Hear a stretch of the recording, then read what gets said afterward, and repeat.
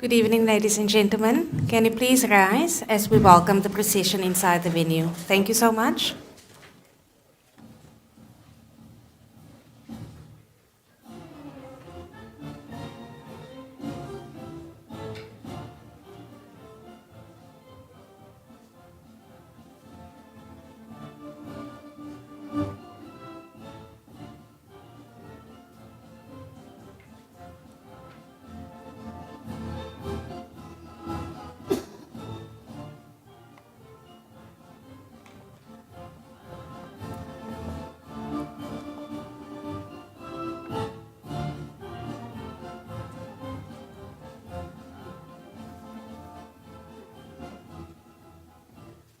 Please be seated.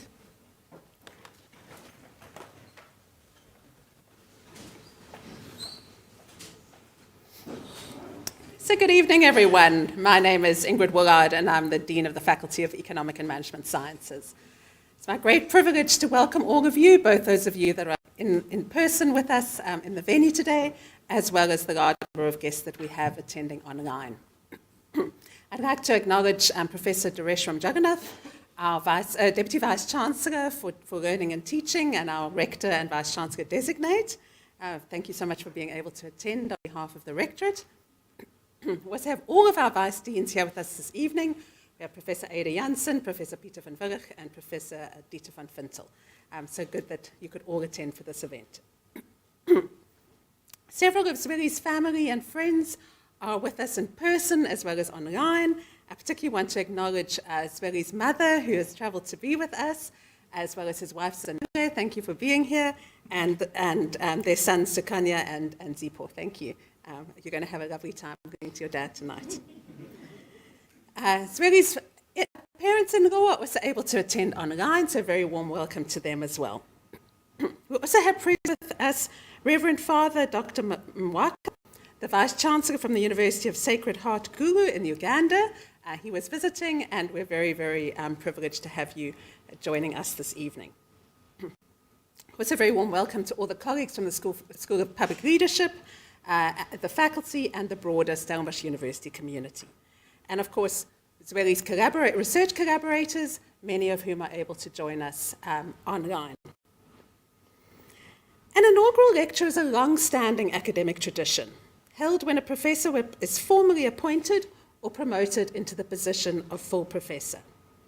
It's a moment for us to gather as a community to welcome, recognize, and celebrate the new professor's scholarly contributions.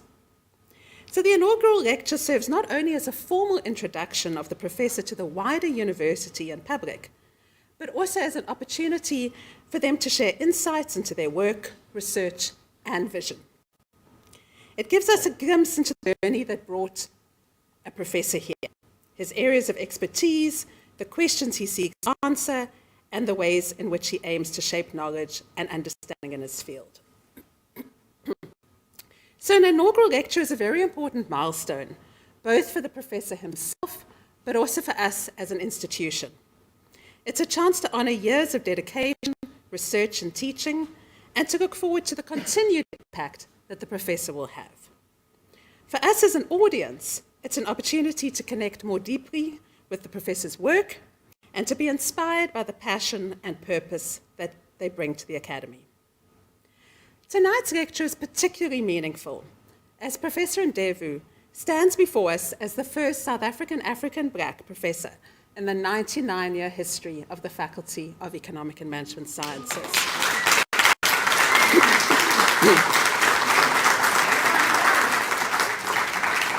So this is a milestone not only for him, but for all of us, because it signals a profoundly significant step on our path to becoming a more inclusive and transparent institution. So we honor Professor Ndevu as a trailblazer and know that he will work tirelessly for those that come after him to move more rapidly onto the path to professorship. So it's my great pleasure to provide some very brief words of introduction to Professor Ndevu. Zwelinzima Ndevu is our currently serving director of the School for Public Leadership. He's currently in his second term in that role. He was also, I have to tell you, the first South African black head of department that this faculty has ever had. So Zweli, really, you have always done your part to be at the forefront, to help us push the boundaries, and to make space at the table for everybody else. In his role as director, he's responsible for the financial oversight, human resource management, and strategic direction of the school. He is an expert in the fields of public leadership and human resource management. He has specializations in performance management, ethics, public participation, and local government. He has published a very large body of work, which I won't try to summarize tonight because that is his role, in peer-reviewed books, in accredited journals, and in national and international conference proceedings. Professor Ndevu serves on numerous faculty committees. He's also a very active member of our Senate, and we're very grateful to him for the amount of internal service that he does within the university. He's been a real champion of our new Alan Gray Center for Africa Entrepreneurship, which he helped to establish this year. We had good news in the past week that we've received 2 additional forms of funding for that. Thank you so much, Zweli, for being a champion and great supporter of the center. He also serves as the chair of our Anti-Corruption Center for Education and Research of Stellenbosch University. I saw Professor Pillay here this evening. Thank you, Zweli, as well, for all that you do in promoting the work of ASIRIS. In addition to all the work that Professor Ndevu does within the university, he's an active academic citizen outside of the university. For example, being appointed by the Minister of Higher Education to be the chairperson of the Governance Council at King Hintsa T.H. College. He also regularly acts as external examiner both nationally and internationally. He's the chairperson of the Board of Directors at the Inclusive Society Institute. He serves on the national boards of the South African Association of Public Administration and Management and the Association of Southern African Schools and Departments of Public Administration and Management. As you can see, a true servant leader. He's a strong supporter of interdisciplinary research, which has culminated in numerous capacity-building projects in South Africa and abroad. Finally, Professor Ndevu is one of our few researchers who's always willing to talk about his work on television or on the radio. So you will often see him on television. You'll hear him giving expert commentary on aspects around public leadership, governance, and performance. And of course, during the elections, we often saw him in that role. But tonight, ladies and gentlemen, we have Professor Zwelinzima Ndevu here in person. Please join me in congratulating Professor Ndevu.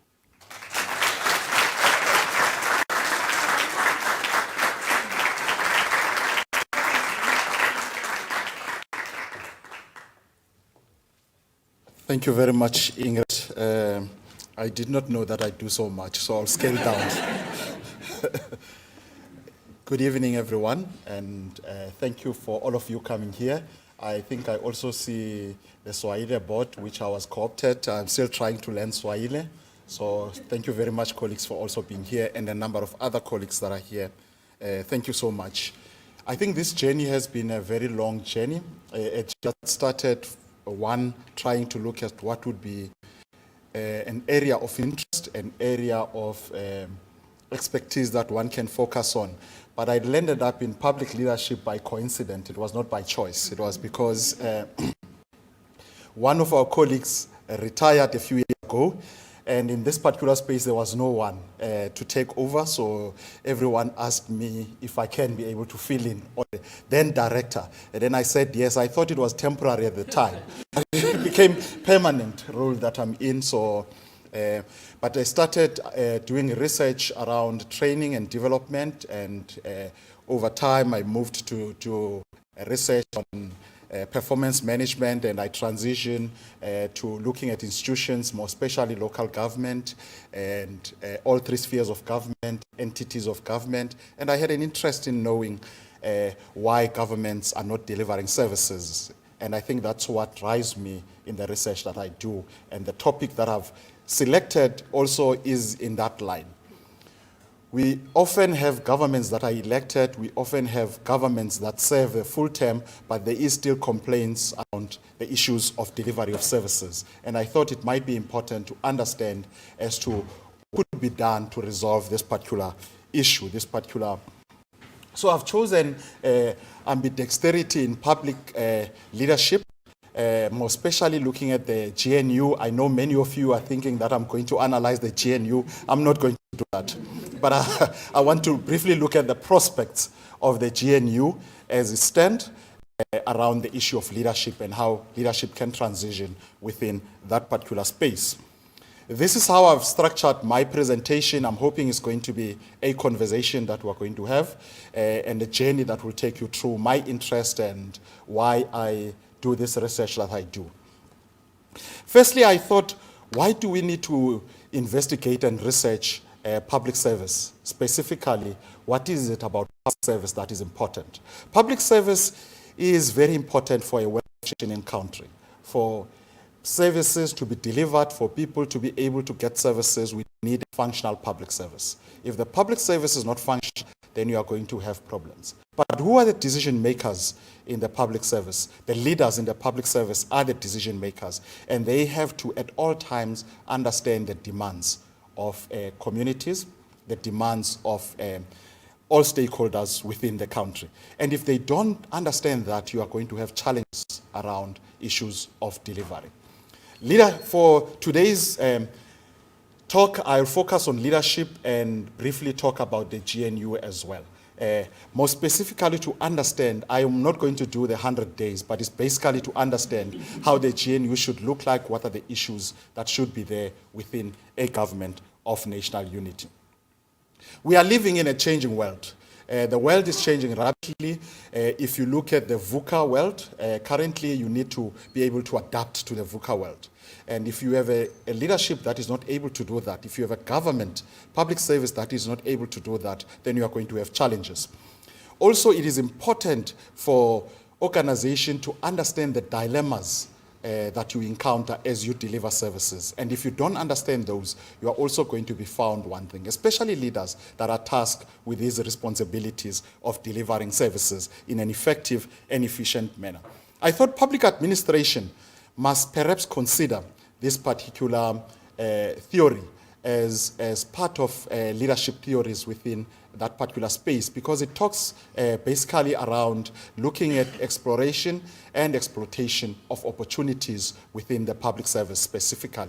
And I think it would try and adapt to this changing world. If you look at geopolitics, and I'll talk later about that, they are changing geopolitics and need leaders that are able to adapt, leaders that are able to see opportunities in these spaces that we find ourselves in. My problem statement, you can hold me to this after 10 years. So it's a problem statement that I'm hoping that will keep me busy for the next 10 years or so. It's firstly looking at governance and also looking at the leadership impact. So those are the two things that I want to focus on specifically as a journey going forward. And I looked at ineffective decision-making that we currently see in this current GNU. And by ineffective, I don't mean that decisions are not taken. But the speed, the agility to take decision is very slow. And it's informed by the fact that you have a combination of stakeholders that ordinarily do not agree. In fact, if we're to be honest, all the political parties, if not most of them, that are in the GNU were campaigning to take each other out of power. And I don't know, by the grace of God or by coincidence, they are all now part of a government and they work together. So in a way, they needed then to be able to work together in a manner that is more effective. And that talks to decision-making. There is also lack of accountability. There is no clear understanding on who should hold who accountable, especially at the political level. And this trickles down to the administrative level, where administrators see a gap because there is lack of accountability at that level. This leads to ineffective service delivery. This leads to non-delivery of services. If you talk about the Bella Bill, if you now talk about the recent issue around Russia and Ukraine, for example, the Middle East issue, and so forth and so on, or the budget itself as to what should be the focus of the budget and all of that. The medium-term budget statement, there were contradictions there, and they're informed by these contradictions that are embedded in the system that we have. This would ultimately erode trust. So it will ultimately erode public trust in public institution if it continues without being addressed. So people would not trust publics. At the leadership level, and I'm happy that I don't see any political leaders here. If I do see you here, I apologize, especially serving ones. But at the leadership level, we have seen weak leadership. And by weak leadership, I mean leadership that does not necessarily take a stand on issues, or they are not able to firmly stand on a particular position. There's lack of coherence. There is inadequate capacity. And I say this with a lot of humility, that there is a lot of capacity challenges within the public service generally.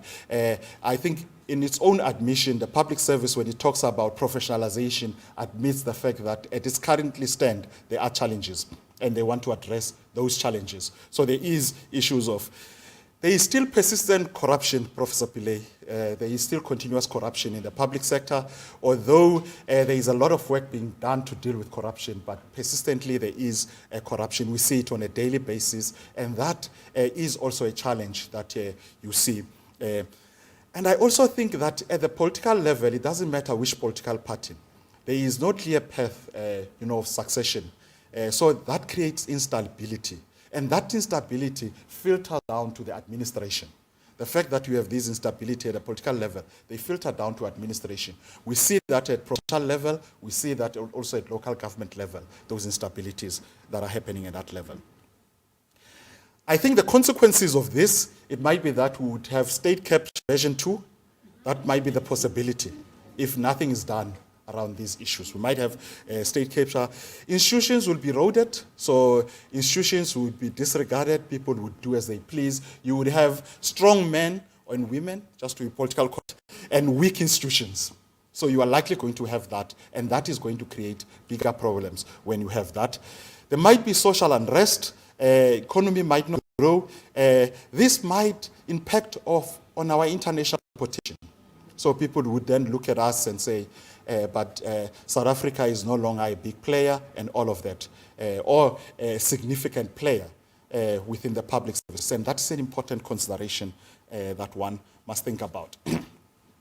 This was a literature review study that I looked at, just a literature review, trying to understand, as I indicated, this ambidexterity leadership, and also trying to understand the architecture of the government of national unity as it stands currently. So around that, I'm not going to make any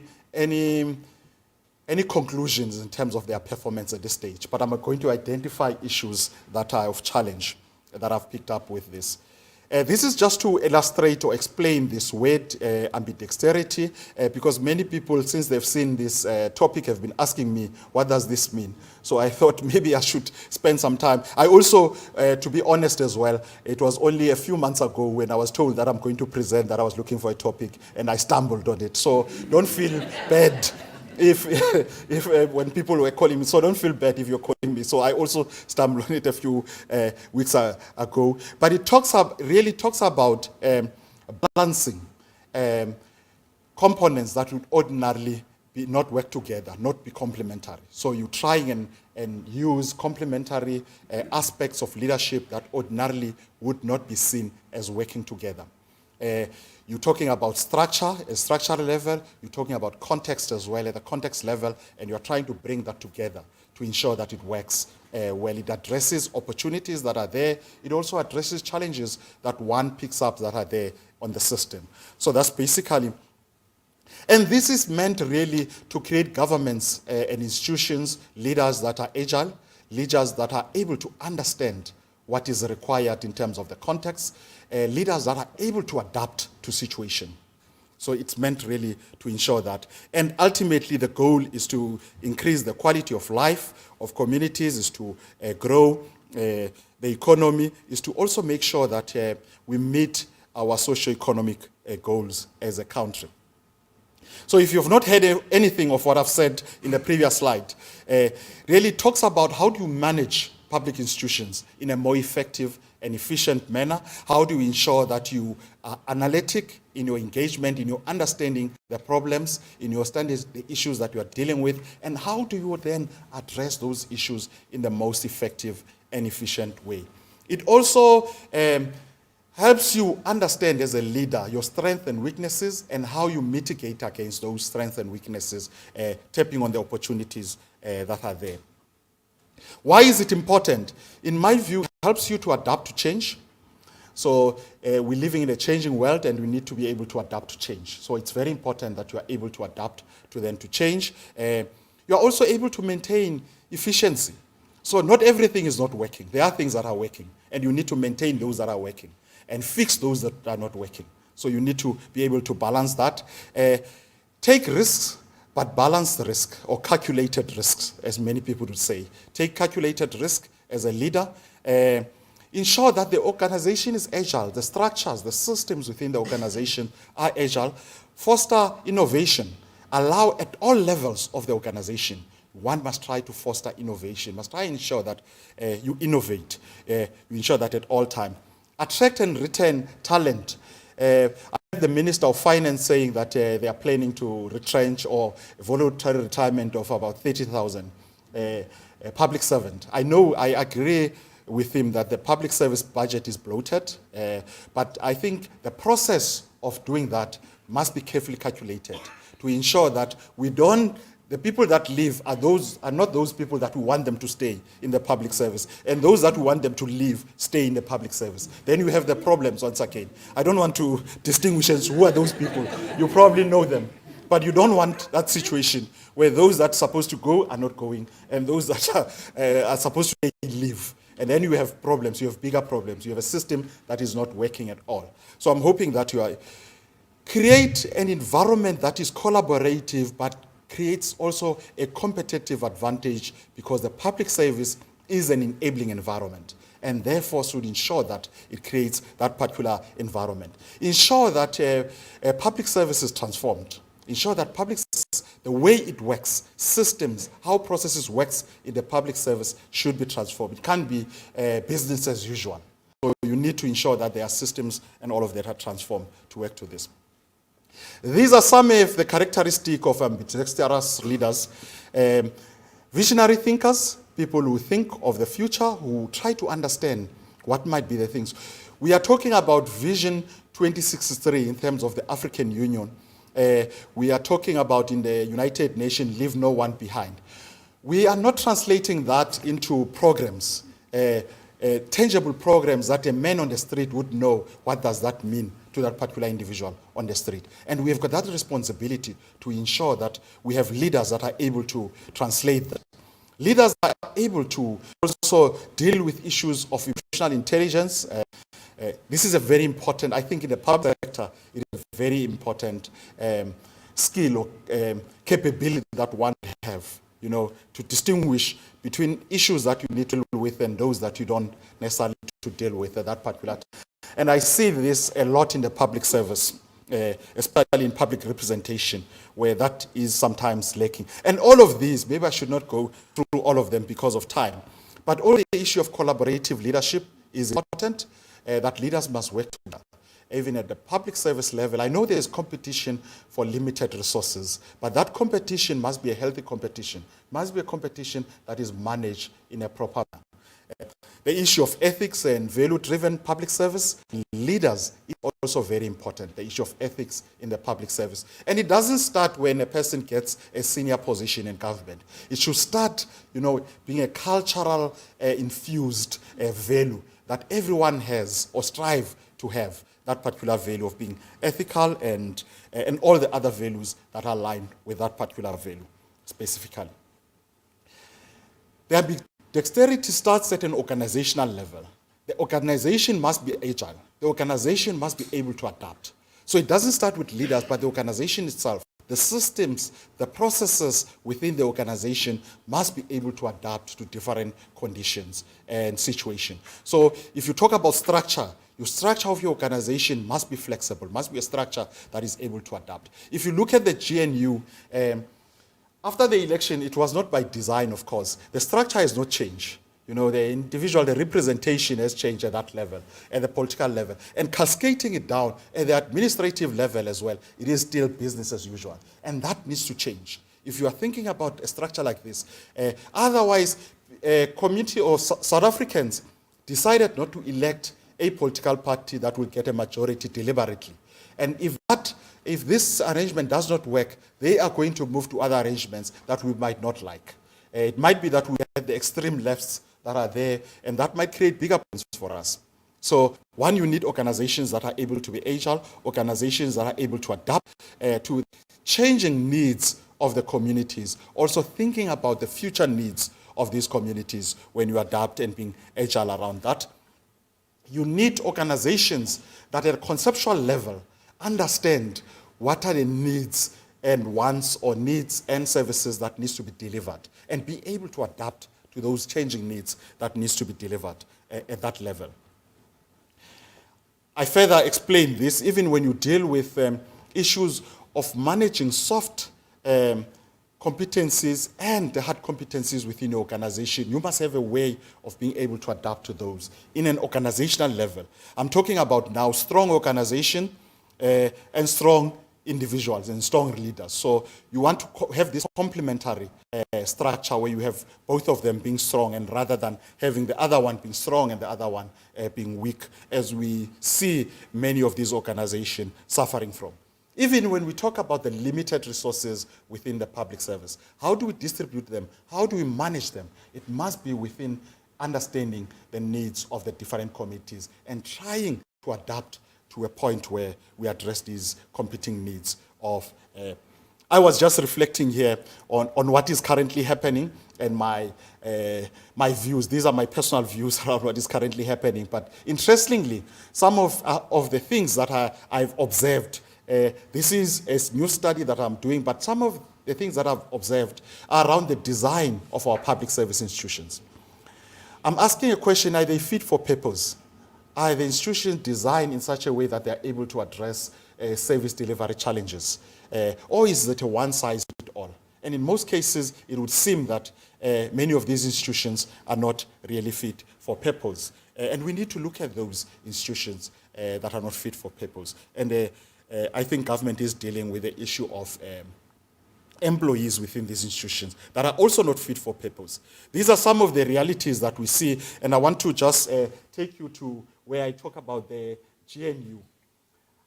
I think if we don't allow the GNU to be able to have a proper framework, we have a political framework, but can that political framework be translated to an administrative framework? I don't think so currently in terms of how it is structured, and we need something that would be able to work. Otherwise, we would be happy to sit with a situation where we're not able to take decisions, and purely because we have not ensured that our foundation is sound. And once you have a sound foundation, it is going to be easy to take decisions. I think maybe we need to have a shared vision as a country. It doesn't matter which political party, it doesn't matter with political representatives gets into power, but we know that we've got a common vision, and everybody works towards that vision. The elections becomes a competition of who is best suitable to drive that vision, rather than what we currently see. And we'll be able to deal with some of these issues that I raise here, that I think are issues that we should really think about and issues that we should address around these issues. These are some of the challenges that I've picked up. The issue of lack of alignment and clarity. It's never heard of that a bill is passed half. I'm not sure how the administrator are advising the politician to say we pass this Bella bill, but these areas that are contested, we'll come back to them. Systematically, it's not really sound. It might be, in terms of operationally, institutionally sound, but systematically it creates a lot of problems when you have that. There is also a culture of resistance to change within the public service, and I see also with leaders in the public service who don't want to change their ways of doing things, don't want to adapt to new ways of doing things. There is more pressure being placed on short-term goals rather than long-term goals. And this creates problems of sustainability if you are trying to just only solve short-term goals, but you don't think about the long-term goals. The allocation of resources also does not talk to that vision that I talk about when we allocate resources and how resources are allocated and what are the priorities in terms of the allocation of resources. There is lack of this agile leadership that I'm talking about. There is a lack of leadership that is able to adapt. This leadership cannot manage conflict currently. This leadership believes or support structures, organizational structures that are very weak, that are not adaptable. And that is also a challenge that one sees. Sorry, my intention was, yeah. Then coming to the GNU, I thought maybe to take you back to 1994. The GNU in 1994 was a legislated government of national unity. So if you would remember, there was an interim constitution that determined that after the election, there's actually going to be a government of national unity, informed by political parties that will get a certain percentage of votes in the elections. And those parties then formed part of that GNU. This was to address the challenges of post-conflict government, how that government adapts. This was ensure that there is a smooth transition. This was to ensure that there is nation building. It is not something that is unique to South Africa. It has happened everywhere in the world. It has happened in Kenya after a deadly national elections. It has happened in Zambia, just close to us. It has happened in a number of other countries where there is a GNU. So the idea of a GNU, it's really an idea of ensuring that it's a government that is transitional in its nature. It is not a permanent government. It is a transitional arrangement. It is a transitional system that wants to take you from one point to the next point. And that's the... we are in the second one. Before I get to what is in my slide in the second one, this was an afterthought, the GNU, if we were to agree. This was an afterthought.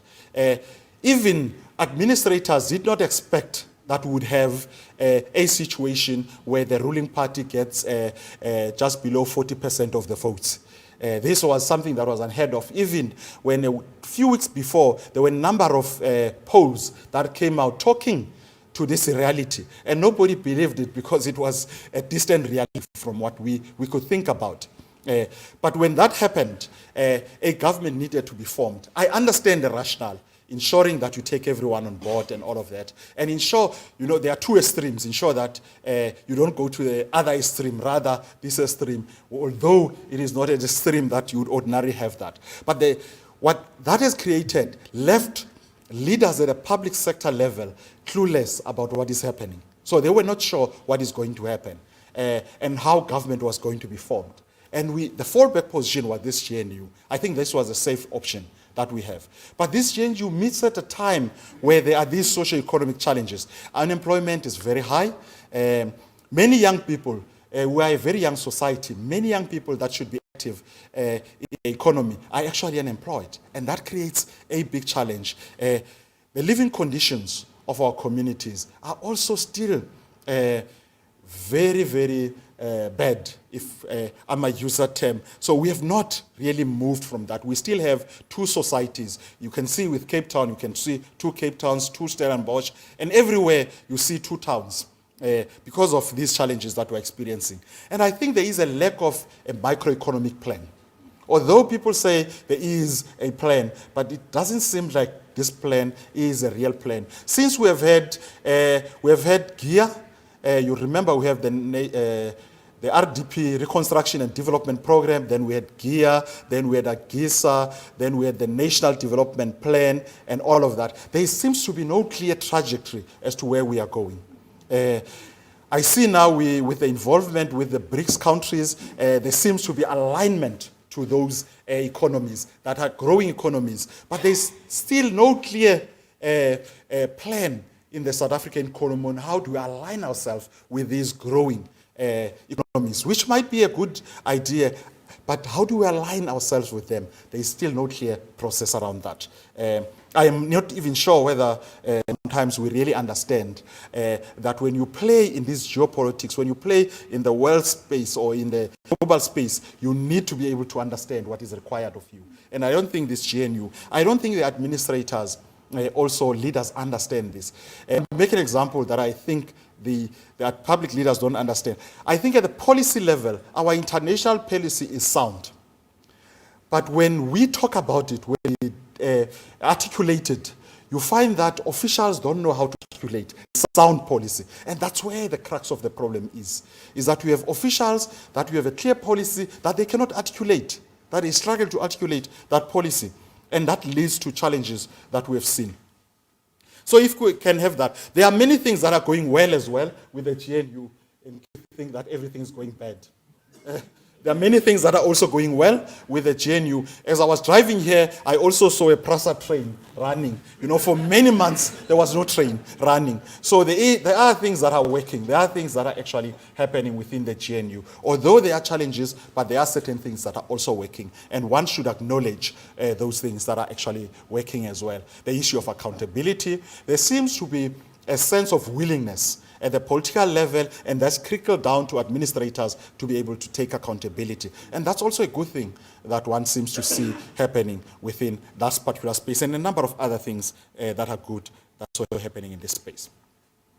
I do think that there are two things that we need to focus on if we were to make this new work currently. We need to focus on the structure, we need to focus on the context.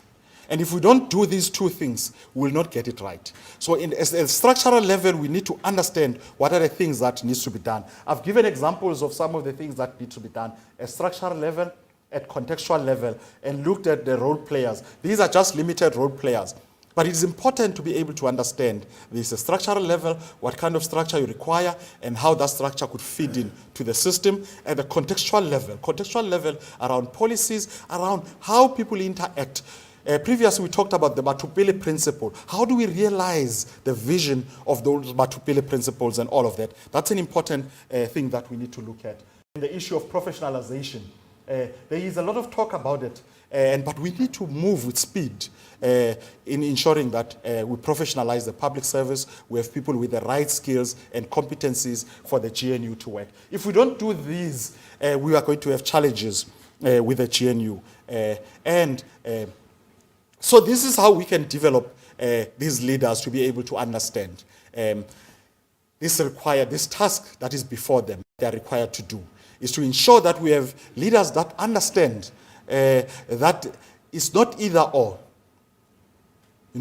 It's one and that. It's, you end instead of or not. I forgot my thought process now. How I play.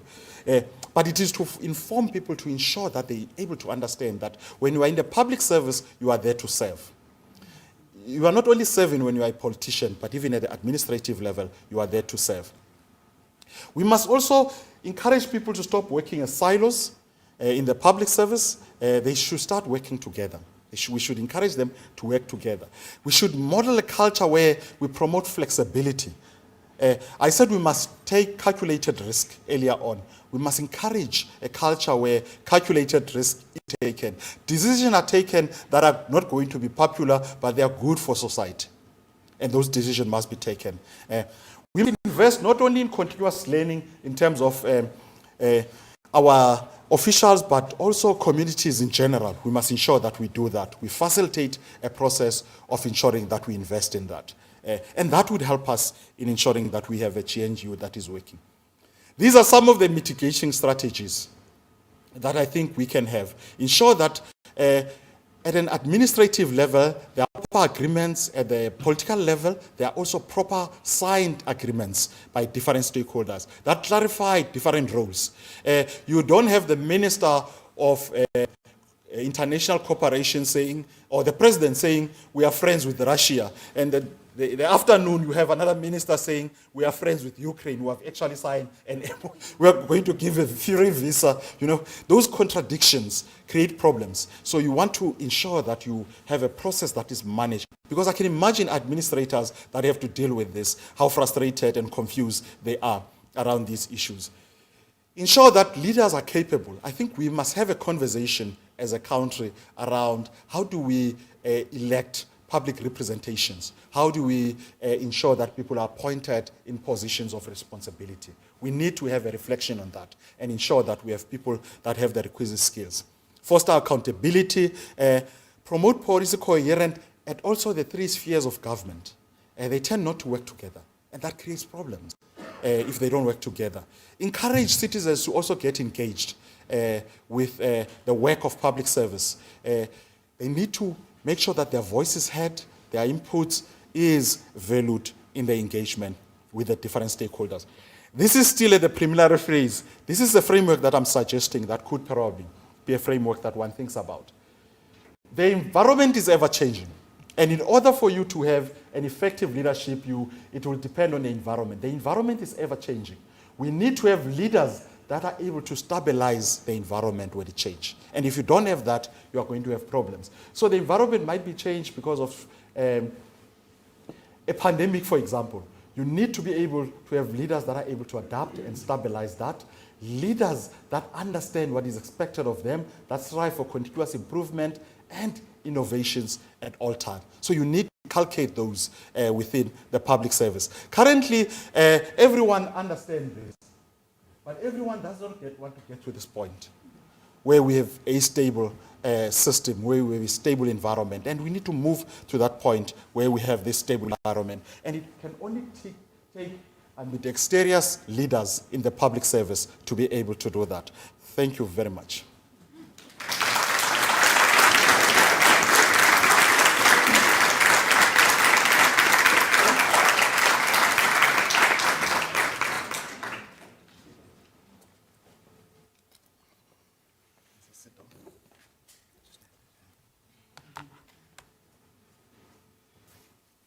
Thank you very much, Professor Ndevu, for that absolutely fantastic lecture. Good evening to the Ndevu family and friends, Professor Ingrid Willard, our Dean for the Faculty of Economic and Management Sciences, to university leadership that's present, leadership of the Faculty of Economic and Management Sciences, colleagues, ladies and gentlemen. It's an absolute privilege and pleasure to be with you tonight and to be part of and share in this inaugural lecture, which, as the Dean has said, is effectively the introduction of Professor Ndevu and his academic scholarship and interest to the community at Stellenbosch University. As has been indicated, the inaugural lecture is a rite of passage event within a university, and it marks the recognition of a colleague that has been promoted or appointed and enters the ranks of full professor. In the case of Professor Ndevu, it is a recognition of him being bestowed the rank of full professor by being promoted within the institution. Now, this event has afforded the opportunity to Professor Ndevu to share with us his innovative ideas, his discoveries, his deep insights with regards his discipline focus and his academic scholarship and interest. In the case of the lecture tonight, he has shared with us insights on ambidexterity in leadership. Thank you very much, Prof. Ndevu, for your lecture on ambidexterity in public service leadership, a case study of South Africa's government of national unity. I must say that you have given me new insights into how leaders can manage competing demands.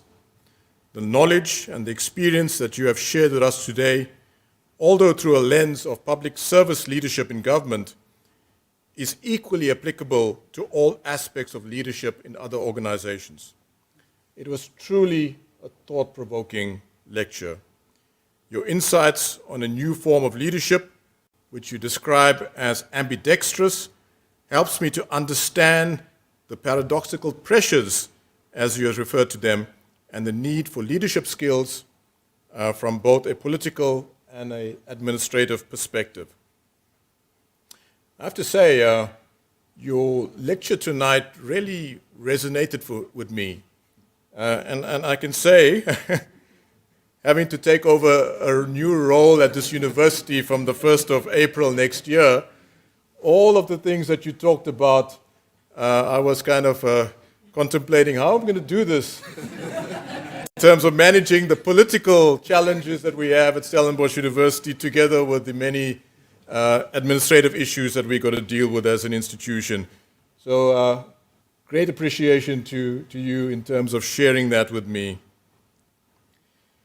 Now, one of the indicators of a good inaugural lecture is the ability of the professor to share deep and complex disciplinary knowledge in a manner that is both understandable and thought-provoking to the general audience, but also clearly articulates the novelty and the complexity of the work of disciplinary experts. And I have to say, this is an incredible balancing act that has to be undertaken by someone giving an inaugural lecture. And Prof. Ndevu, tonight you have done impeccably well in that regard.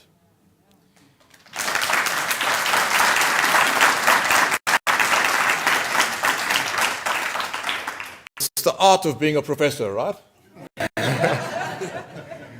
So congratulations, Prof. Ndevu, on your body of research and work on leadership. Your work does not simply add to academic knowledge, but truly enhances our understanding of leadership in our society. We are proud of your work and we are proud of your achievements. Keep up the fantastic work in helping us understand and improve public leadership in this country. Well done once again. Congratulations.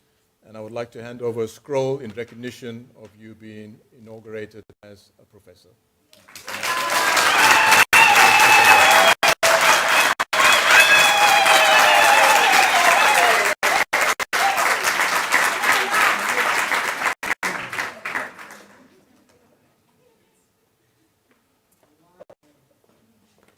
I think another round of applause is in order. So, wonderful. Good evening, everyone. It is my privilege and pleasure to do a vote of thanks. I'm very pleased to be here. It's a privilege for me to participate in tonight's proceedings to honor Professor Zwelinzima Ndevu on this prestigious occasion of his inaugural lecture. So on behalf of all of us, I would like to thank him for delivering an insightful and thought-provoking inaugural lecture.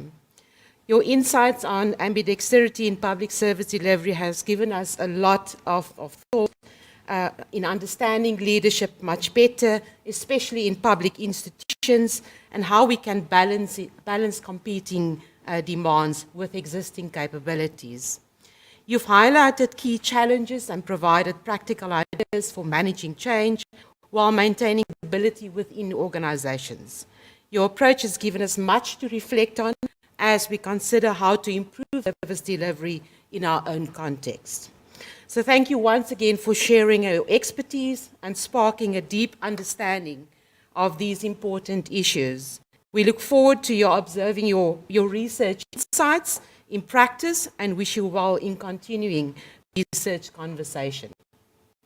I would also like to thank Professor Deresh Ramjugganath, our DVC, Learning and Teaching, and also Chancellor-designate, as well as Professor Ingrid Woolard, our Dean of Economic and Management Sciences, also the presence of our Vice Deans, and also EMS colleagues, but specifically I want to acknowledge the presence of our distinguished guests, the family of Professor Ndevu, his colleagues, academic partners, collaborative partners, students and friends, in person and online. Your support and participation have added prestige to this event, and we are honored to have you with us today. A special note of gratitude goes to the entire team involved in organizing this event. The meticulous planning that you've once again done and attention to detail that you've given have made this an inaugural lecture that we are proud to be participating in. And once again, it has been a seamless and memorable experience for all of us. So, finally, as we conclude our formal proceedings for the evening, let us take the inspiration and knowledge from this inaugural lecture with us and may it encourage a continued passion for learning and exploration throughout our time ahead. I invite you all to celebrate this wonderful evening with Professor Ndevu and enjoy some light refreshments. And I want to thank you for being present here this evening. And now I'd like to ask you to please rise for the academic session as Professor Ndevu leads us out. Thank you very much.